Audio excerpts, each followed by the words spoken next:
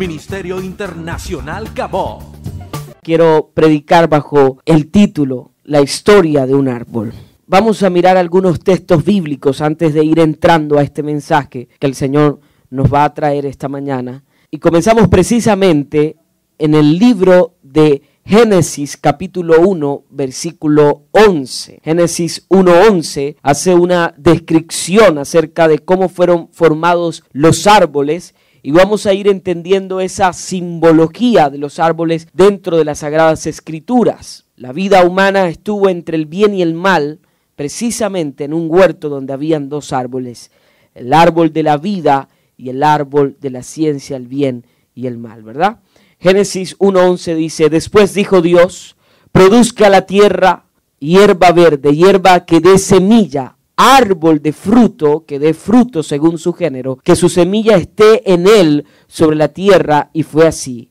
Produjo pues la tierra hierba verde, hierba que da semilla según su naturaleza, y árbol que da fruto, cuya semilla está en él según su género, y vio Dios que era bueno. Dios está diciendo, escuche bien estos principios que nos van a permitir entrar a lo que Dios nos va a llevar esta mañana, que la función de un árbol es dar fruto. Ahora vamos a mirar otro texto bíblico muy rápidamente.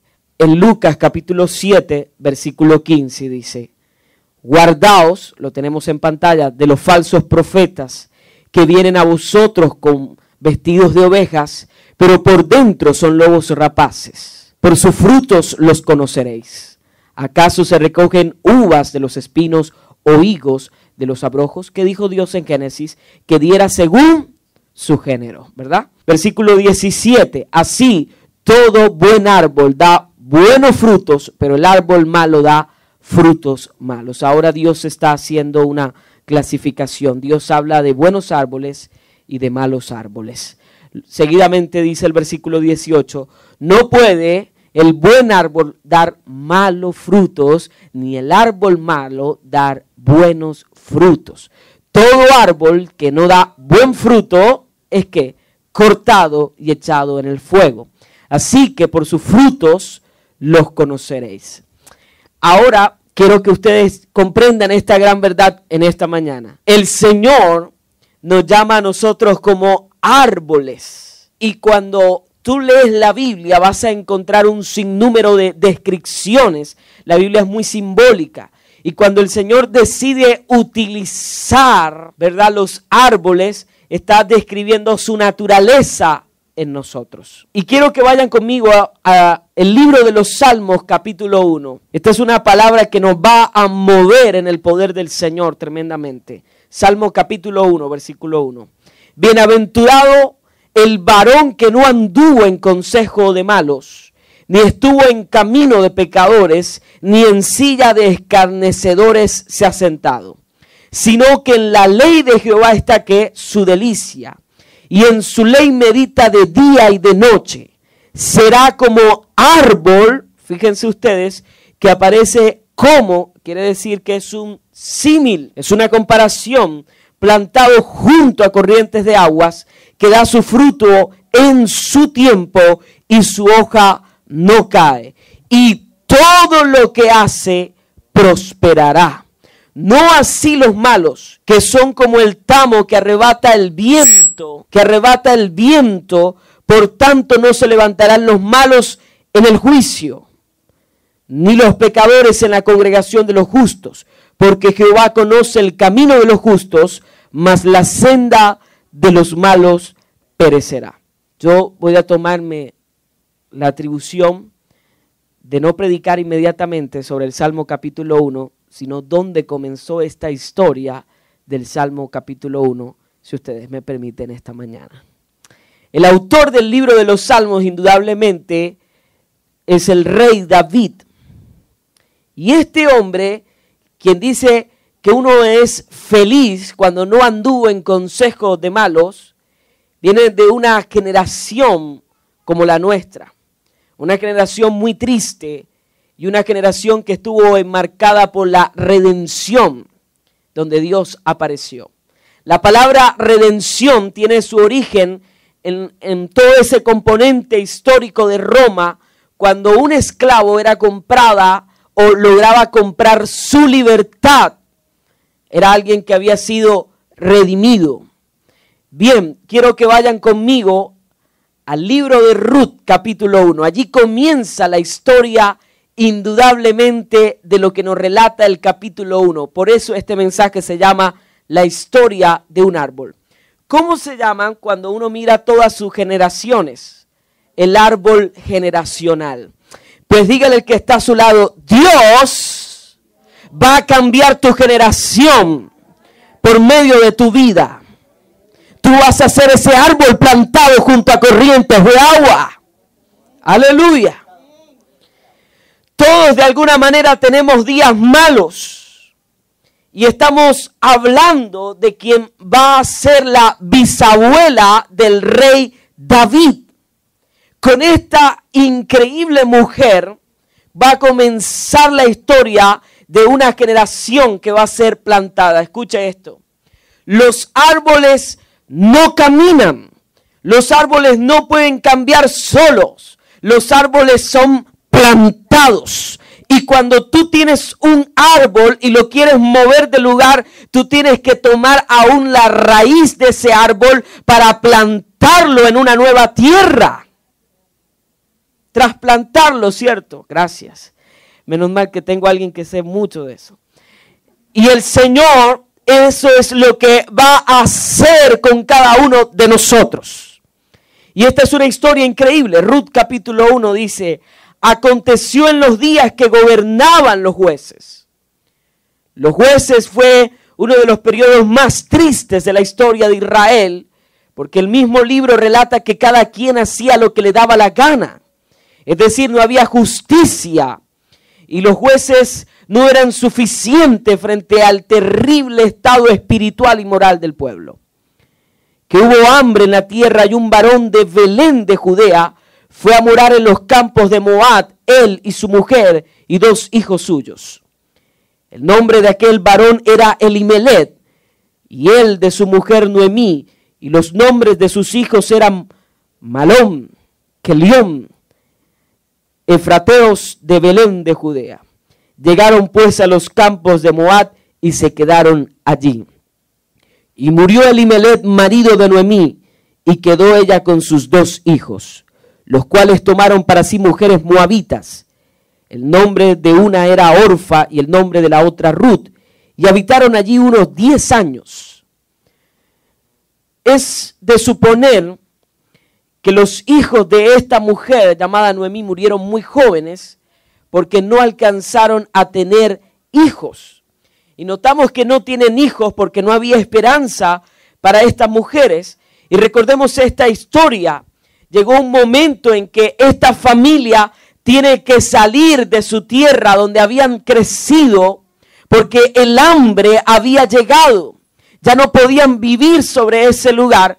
Y ellos decidieron mudarse a un lugar donde escucharon que había mejores oportunidades y se fueron a los campos de los moabitas. Y los moabitas era un campo enemigo de Israel, era un ejército, un pueblo enemigo de Israel. Es decir, fueron a vivir en medio de los enemigos de Dios y allí al parecer les fue bien durante 10 años. Al acontecer los 10 años, la muerte los visitó. La desgracia visitó a esta familia. Y no murió uno, sino que murieron los 3. Es decir, murió la forma en que esta familia podía tener descendencia. No quedó descendencia alguna de esta casa. Es decir, esta familia no podía dar frutos. Oh, aleluya.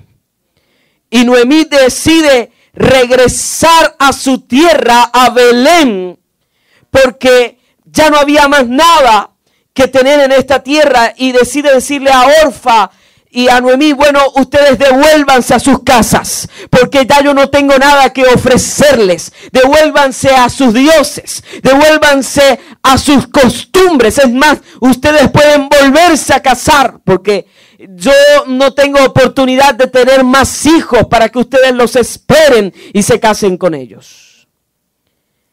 Versículo 8, y Noemí dijo a sus 2 nueras, andad, volveos cada una a la casa de su madre. Jehová haga con vosotras misericordia como la habéis hecho con los muertos y conmigo. Y bueno, llega un momento en que Orfa dice, yo sí me voy. Y Noemí está despidiendo a Ruth y le dice, por favor, vete como también se fue Orfa. Y Ruth le dice unas palabras que me conmueven mucho. Versículo 16, respondiendo Ruth, no me ruegues que te deje y me aparte de ti, porque a donde quiera que fueres, iré yo, y donde quiera que vivieres, viviré. Tu pueblo será mi pueblo, y tu Dios, mi Dios. Escuchen esto. Cuando la desgracia ha visitado nuestras familias, solo hay un camino y se llama el Señor Jesucristo.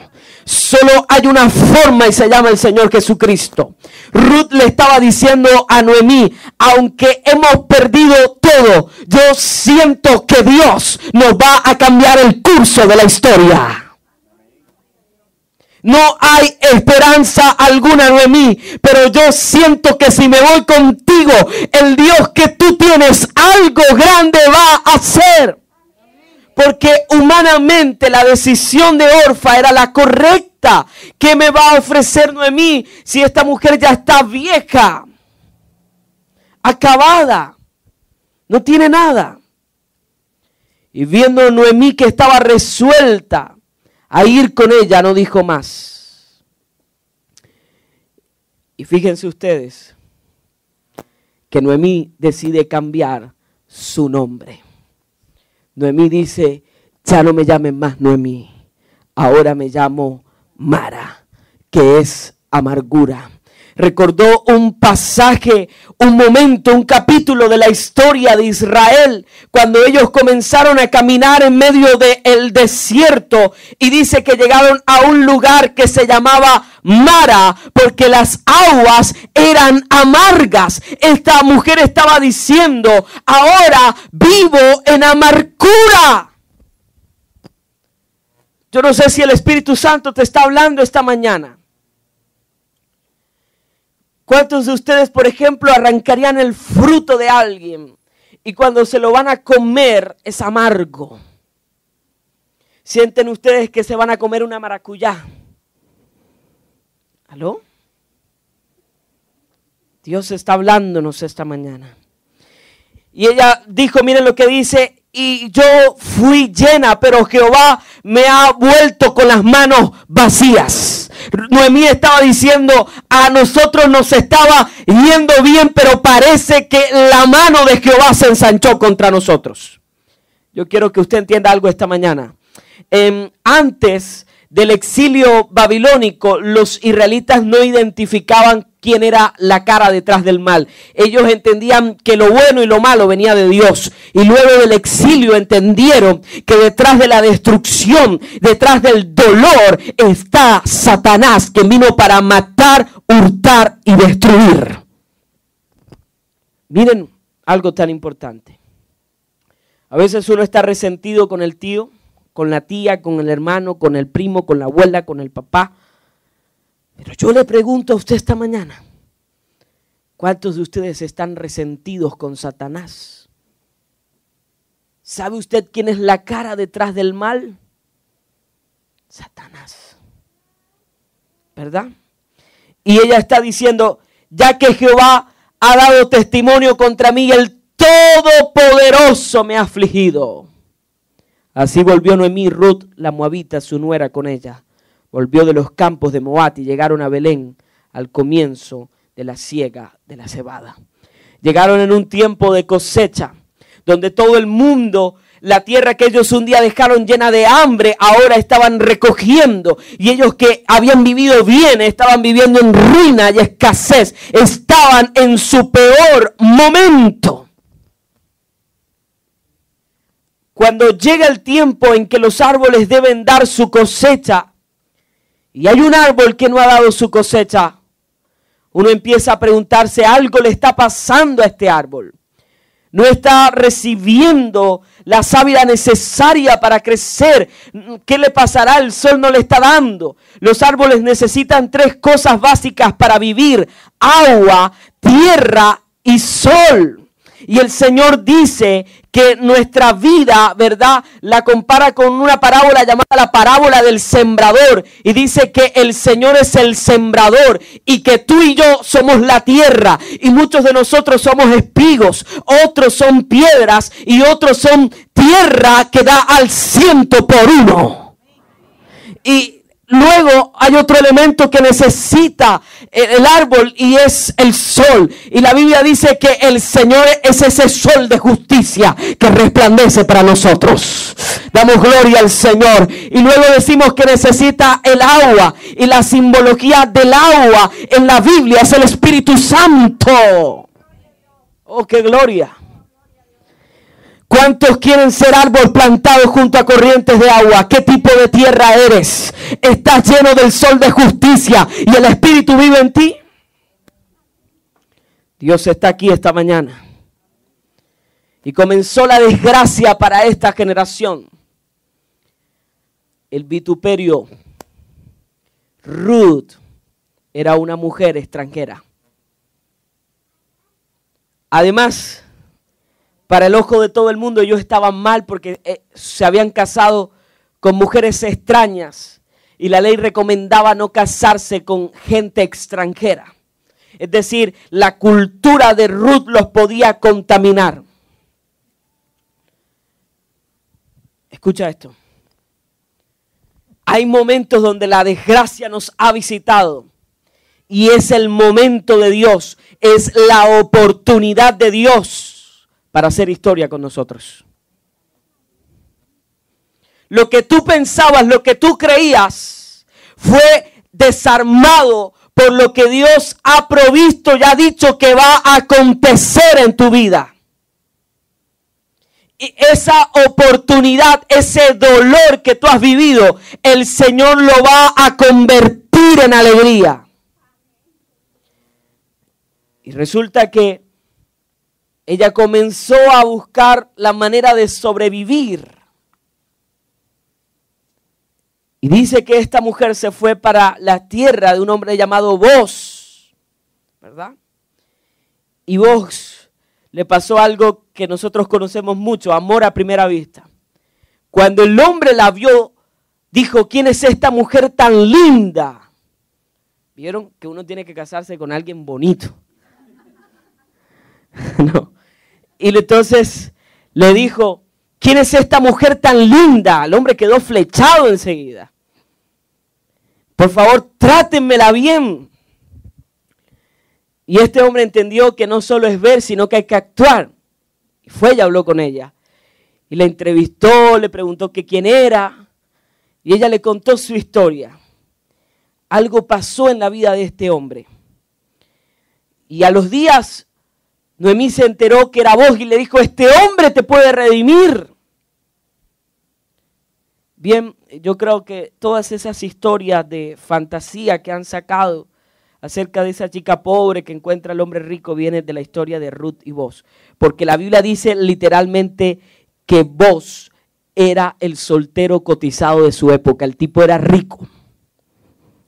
Reciban esa palabra las muchachas solteras esta mañana. Y entonces, imagínense ustedes, el soltero cotizado.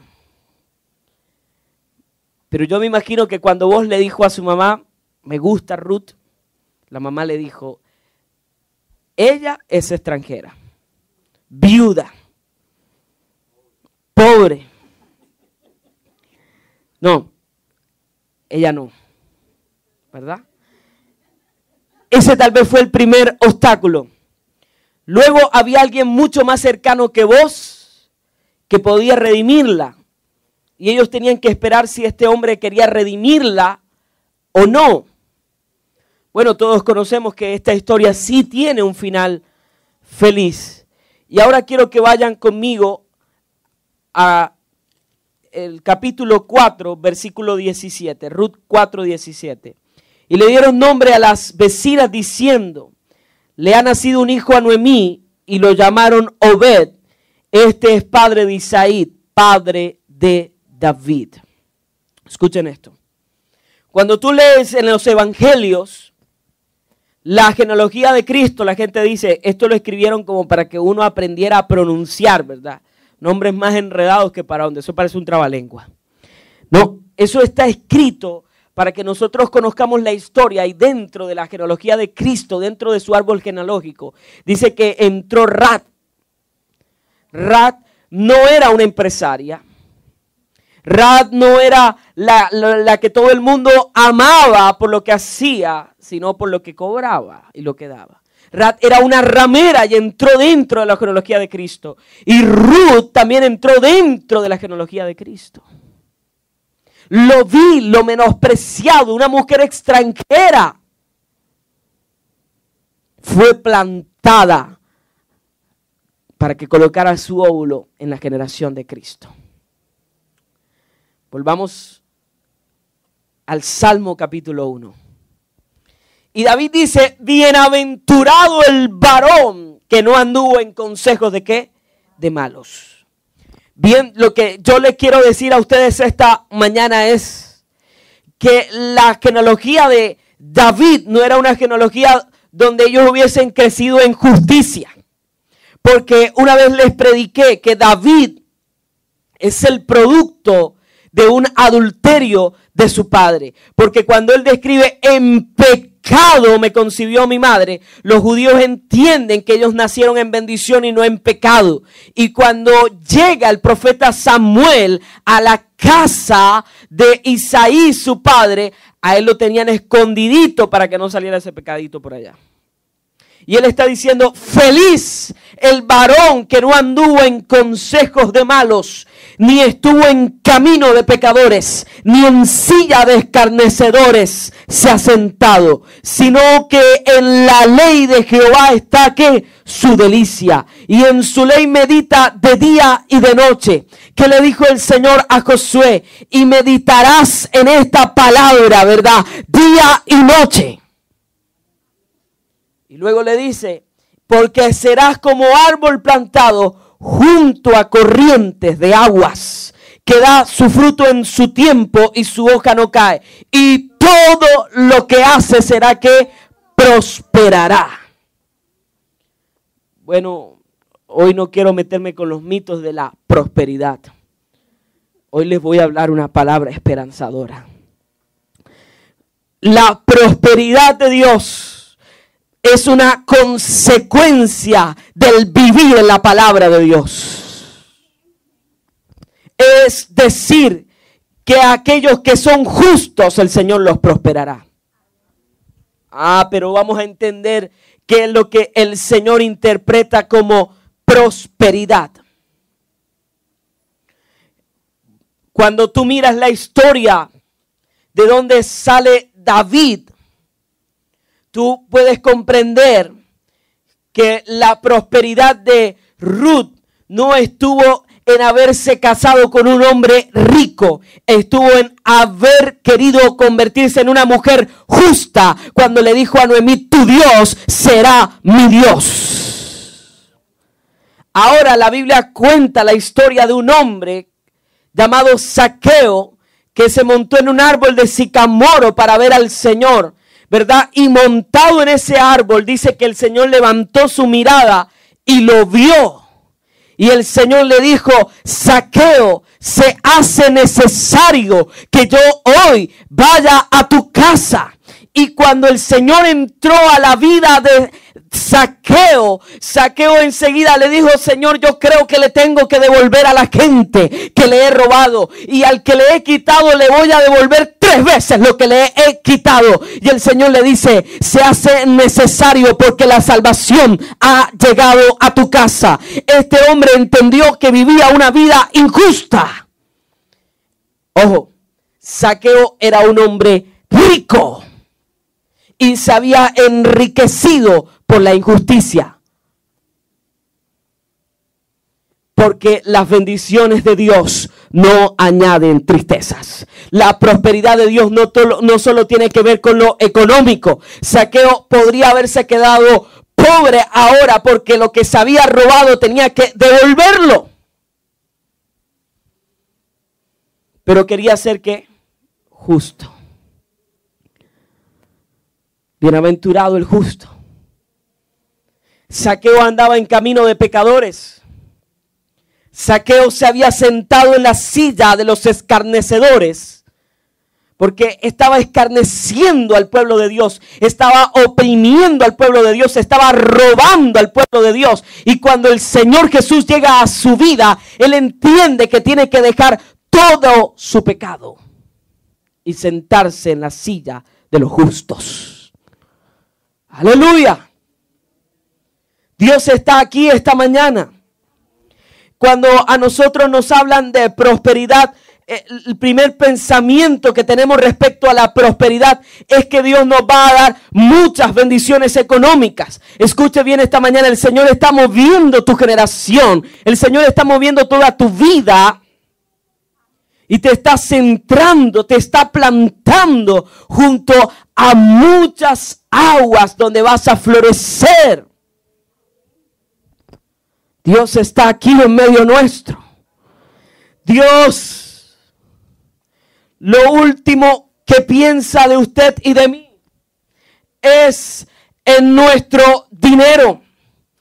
El Señor dice en el Salmo 50, capítulo 12, si yo tuviese hambre, no te lo diría a ti, porque mío es el mundo y su plenitud. Dios no le está pidiendo a la gente, tráeme para que yo te dé. El Señor está diciendo, vuélvete justo y te sentarás junto a mi heredad, dice el Señor. ¡Aleluya! Porque al final lo que el Señor está pidiendo de nosotros es que demos muchos frutos. Frutos buenos, porque todo árbol que no da buen fruto será que cortado y echado al fuego. Oh, Dios está aquí esta mañana. Si usted dice, el Señor lo que está esperando de mí es que yo le dé, entonces yo voy a traer dinero para que el Señor me bendiga. Entonces yo voy a traer dinero para que el Señor me prospere. No, el Señor te está diciendo, hijo mío, dame tu corazón. Porque si el Señor tuviera hambre, no te iba a pedir a ti, hijito. ¿Aló? El apóstol Pablo dijo en Corintios, no doy por tristezas ni por necesidad. Si usted quiere ser prosperado, traiga una semilla aquí. El apóstol Pablo está diciendo que no des por necesidad. Porque al final lo único que le interesa al Señor es la motivación de nuestro corazón. La Biblia relata en el libro de los Hechos que una pareja de esposos quiso dar una ofrenda al Señor y vendió una heredad. Y cuando trajeron esa heredad, dijeron, vamos a quedarnos con un poquito de esa heredad, llamados Ananías y Zafiras, estos esposos. Y el apóstol Pedro les dijo, si esto era suyo, ¿por qué tenían que engañar al Espíritu Santo? Ellos lo que querían era que cuando trajeran la heredad todo el mundo dijera, Ananías y Zafira son buenos. Es decir, tenían una apariencia de justos, pero no eran gente justa, porque ya habían cometido injusticia. Porque el Señor lo que mira es la motivación de tu corazón. Y entonces los cristianos lo que estamos buscando es que Dios nos bendiga. ¿Aló? Si quieres que Dios te bendiga, tienes que sentarte en el camino de los justos. Y solo hay un camino, y es Jesucristo. Allí vamos a ser como árboles plantados. Y lógicamente David, su descendencia, Ruth, que en ese momento estaba destinada para el fracaso, de un día para otro el Señor irrumpió su fracaso y lo convirtió en una alegría. Y de su descendencia, ella no imaginó que un bisnieto de ella sería rey sobre ese pueblo. Ella no imaginó que siendo una mujer extranjera, un día tendría un nieto rey. Ella no imaginó Escuche esto, que cuando decidió seguir al Señor, vendrían bendiciones mayores de las que ella esperaba. Pero la gente cuando viene al Señor siempre dice, yo vengo al Señor por un trabajito. El Señor les da el trabajito y se fueron del Señor. Y Dios quiere darles más. Porque la gente no quiere estar en un río, quiere que lo rieguen. ¿Aló? Dile al que está a tu lado, ¿quieres ser prosperado? ¿Estás siendo justo? Lo que pasa es que la iglesia de hoy tenemos un pensamiento fuera de lo que Dios dice. Hoy hablamos de una palabra llamada éxito, no los almacenes, sino que nuestra vida debe ser exitosa. Y cuando uno mira la vida de Jesucristo, uno no puede entender cómo Cristo fue exitoso si lo mataron. Y fue el éxito más grande que tuvo la humanidad, porque nos salvó a todos nosotros. Como el éxito del Señor implicaba el sufrimiento. ¿Aló? Y David sigue diciendo, y su hoja no cae. ¿Qué es lo que hace la hoja del árbol?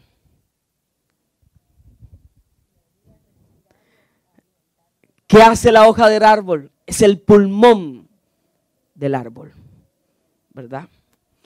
Es decir, que cuando tú hablas del árbol, estás hablando de que es el aire. Cuando nosotros hablamos del Espíritu Santo, hablamos de algo que se llama neuma, que es aire. El neuma de Dios, el Espíritu Santo que sopla sobre nosotros. Por eso cuando nosotros en teología estudiamos la doctrina del Espíritu Santo, estudiamos algo que se llama neumatología, que significa el neuma de Dios, que es aire. Oh, Dios está aquí. Y su hoja no cae, o sea, el soplo de Dios es tan grande que permanece. Y luego dice, y todo lo que hace prosperará. Es la prosperidad de José, que siendo un esclavo, todo lo que hacía, donde llegaba era prosperado. Pero un día definitivo llegó la voluntad de Dios y las bendiciones no eran para la gente para la cual él trabajaba, sino para él. Lo cual nos habla de que llegará el momento justo del Señor. Pero hoy hay profetas de vendas mágicas prometiéndole a la gente metafísica espiritual. Hace unos días, con todo este tema de que el mundo se va a acabar el 21 de diciembre, alguien me decía, ¿cómo son sus energías? Si usted tiene energías positivas, a usted no le va a pasar nada el 21 de diciembre. Pero si usted tiene energías negativas, usted va a ser de los primeros que van a ser destruidos, porque lo que va a pasar es una conectividad de energías y de energías y de energías. Cristianos hablando de energías. Yo llegué a este lugar y sentí unas energías extrañas. Bien, ahora los cristianos están diciendo, imagina lo que tú quieras, deséalo con tanta fuerza para que se te dé. Así es la cosa. Bueno, ¿sabe dónde nace todas esas cosas? Eso se lo voy a decir ahora. Pero todo eso es metafísica. Y hay unos movimientos metafísicos en la iglesia. Ese cuento de energía, cuando la Biblia habla de energía, la Biblia habla del poder de Dios. ¿Ah?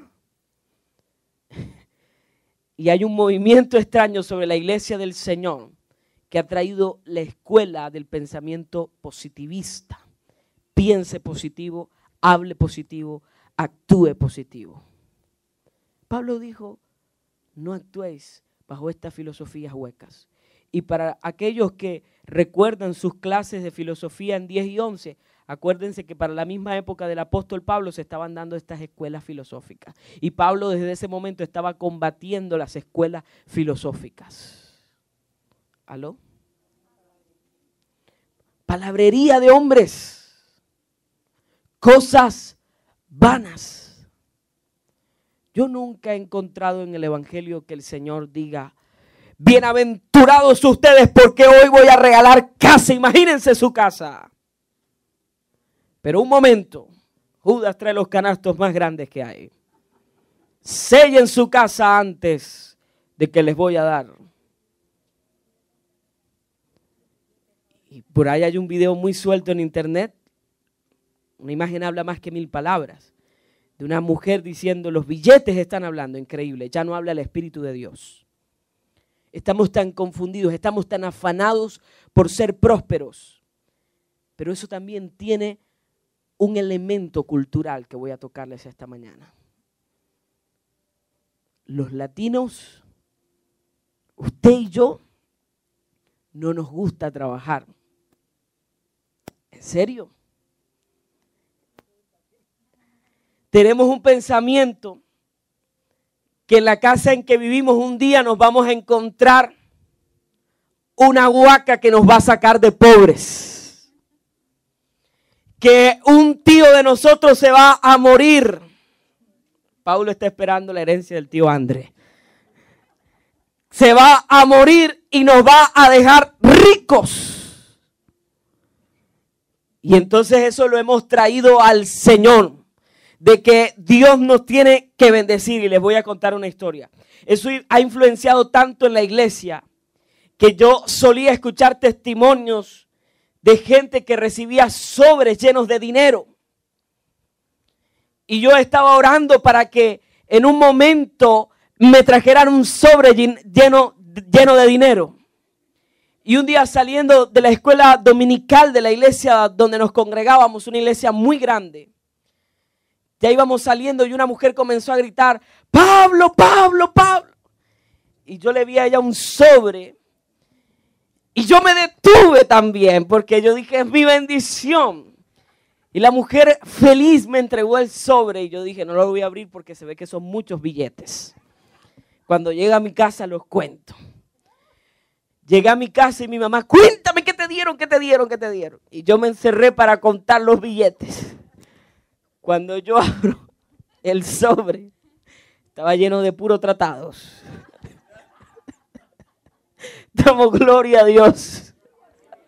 Gloria a Dios. Dios es bueno, amén. Dios es bueno.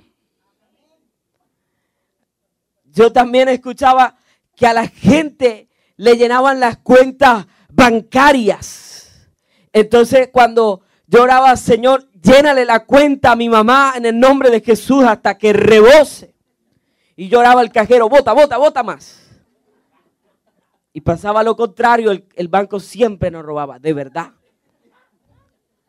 Tenías unas ideas fantasiosas porque había un grupo de personas que habían recreado que eso era la prosperidad. Indudablemente Dios puede usar a alguien para bendecirnos. Pero yo siempre iba a un culto y estaba pendiente, ¿verdad? De que alguien me diera una ofrenda porque estábamos pasando por un momento difícil. Pero Dios no actúa locamente. Y bajo ese sueño latino, un día un hombre colocó en Facebook: tengo la receta para ser rico en un año. Envíeme $20 y con esos $20 yo le voy a enviar esa fórmula a su casa. Y la gente empezó a enviar $20. Y el hombre les mandó una carta a todos los que mandaron $20. Y la carta decía: no sea flojo, trabaje. Porque tenemos ese sueño latino de que un día a otro nos vamos a ganar el baloto, nos vamos a ganar la lotería. Y hemos crecido en todas esas fantasías que Satanás nos ha venido recreando a nuestra mente. Y escucha bien, si tú has decidido seguir al Señor, tu prosperidad no va a depender de nadie sino del Señor Jesucristo. Damos gloria a Dios. Vas a ser prosperado en todo. Mira, el Señor va a tomar lo poco que tú tienes y lo va a convertir en mucho. Porque el Señor llegará a una fiesta y le dirán, no hay vino. Y el Señor dice, esas vasijas de agua se convierten en vinos. Porque el Señor va a cambiar tu escasez. Porque el Señor te va a multiplicar. Cuando tú no tienes, el Señor va a traer prosperidad. Pero cuando tú eres justo. Y el Señor se acordó de Abraham. Porque Abraham era un hombre justo. Sí, Abraham era un hombre rico, pero Abraham no estaba sentado a las puertas buscando quien le diera, estaba trabajando. Hoy la gente no quiere trabajar. Gloria a Dios. ¿Cuántos dan gloria a Dios?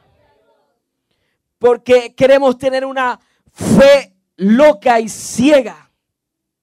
Hay gente que gasta todo lo que tiene y dice, el Señor dice que no me preocupe por el día de mañana.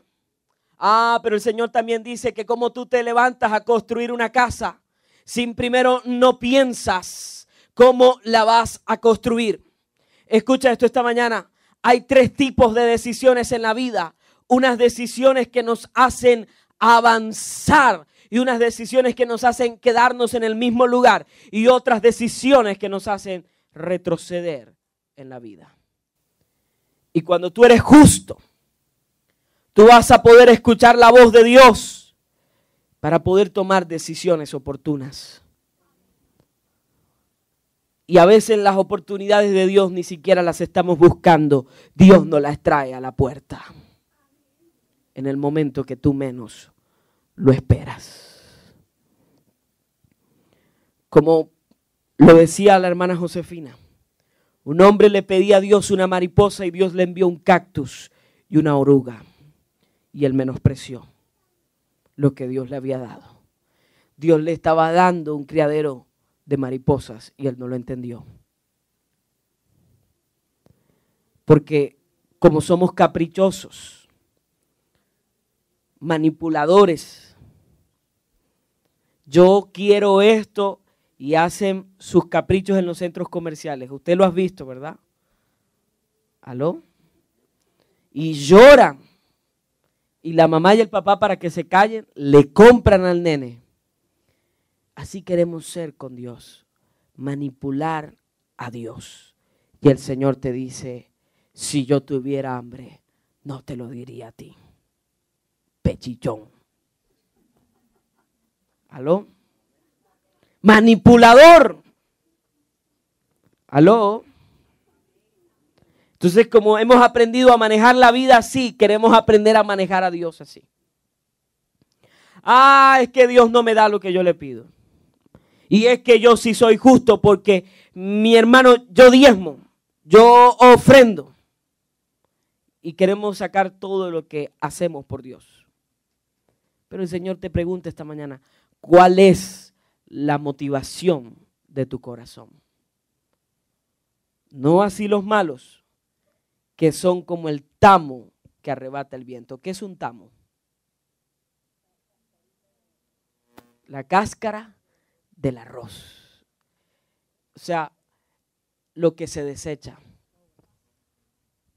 Dice que los malos serán arrebatados por el viento. Por tanto, no se levantarán los malos en el juicio, ni los pecadores en la congregación de los justos. Porque Jehová conoce el camino de los justos, mas la senda de los malos perecerá. ¿Cuántos justos hay aquí esta mañana? Tú serás prosperado. Ustedes serán bendecidos mientras vivan en la justicia del Señor. Amén. Pacientemente esperé en Jehová y Él me respondió.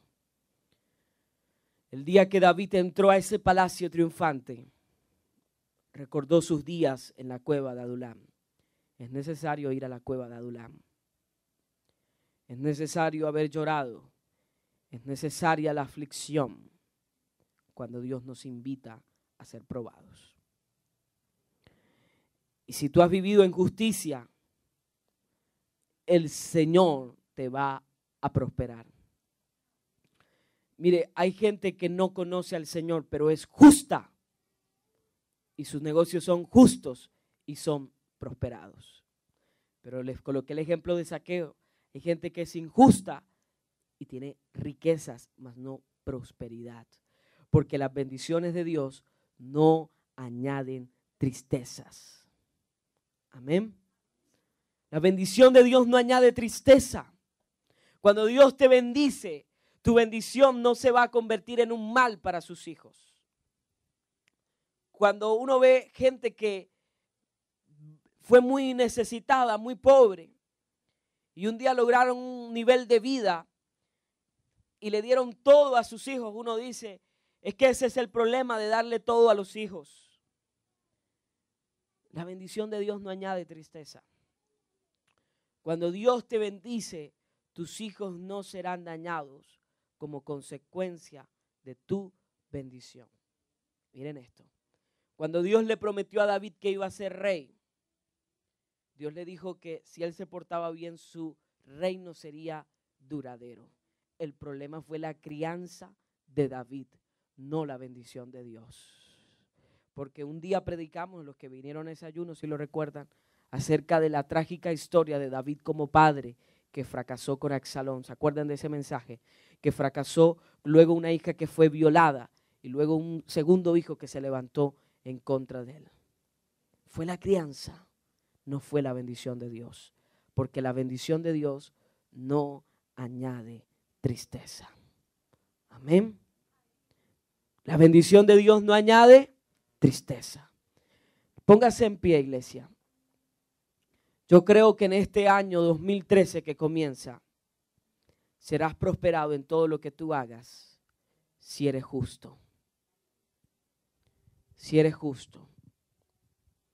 Hay gente que se ufana de su justicia porque hacen cosas buenas, porque le dan a los pobres, porque ayudan a alguien, pero luego se levantan en contra de esa persona y se creen en el derecho de controlarle y organizarle la vida a los demás. Fíjense ustedes que Noemí no se sintió en el derecho de organizarle la vida a Ruth ni a Orfa, a pesar de que durante 10 años les había dado todo, ¿cierto? Les dio la libertad de elegir.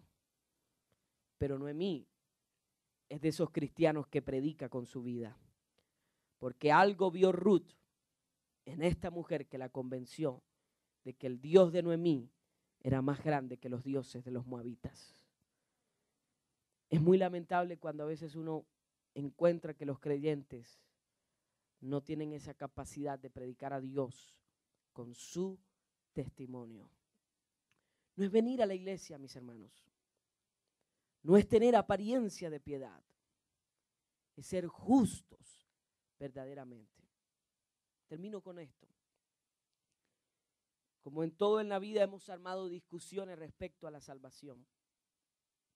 Si se pierde, no se pierde. Y algunos son arminianos, otros son calvinistas, en fin.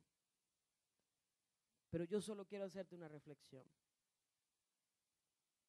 Quien tiene la salvación es invitado a hacerlo.